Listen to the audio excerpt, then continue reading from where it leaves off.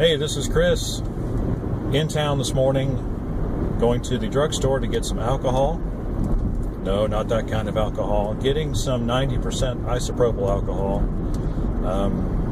I use it in various ways, but the two most important ways I use it is to get adhesive off of mating surfaces for, tablets and smartphones. Just get some Q-tips, dip it in the alcohol, and then gently rub the surfaces. And it doesn't cut that adhesive quite the way, something like Goof Off would, but it probably takes like 3 or 4 times longer to get it off, but it's a whole lot safer. And I don't have to worry about, spilling it too much anyway. So the surface is nice and clean, and gets them ready to be put back together. So I'm working on an iPad Mini 4, and was getting ready to put the adhesive strips back on, and realized I don't have anything to clean the thing with. So I'm going to do that. The other good thing that isopropyl alcohol is good for is cleaning electronics components that have gotten wet for whatever reason.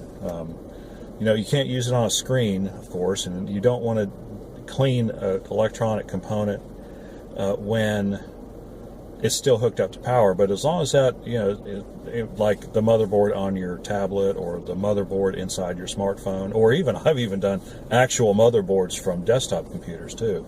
It works really well.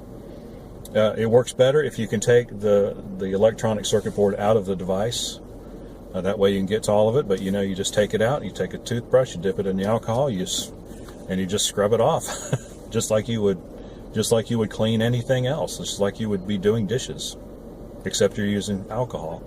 And the only thing you have to worry about is not getting it hooked back up to power before that circuit board is completely dry. But the great thing about alcohol is it's the 90% stuff now, not the 70% stuff. It's got too much water in it. The 90% stuff evaporates fairly quickly.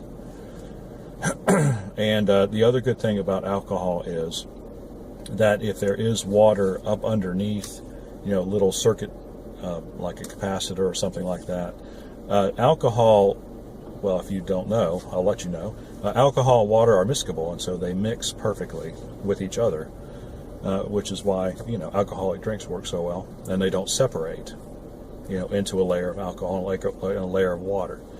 And so that alcohol tends to draw out the water that might have gotten trapped in these little spaces.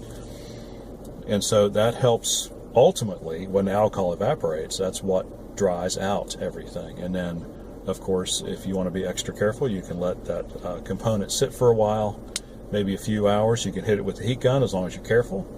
If you have a hot air station, set it on the lowest setting and just, or even a hair dryer is okay. That's not too hot. A regular heat gun, I wouldn't just be going and heating up electronic circuit boards. You might overheat it, and little pieces and parts might desolder themselves and come falling off. So you don't want to do that. But anyway, that's what I'm up to this morning.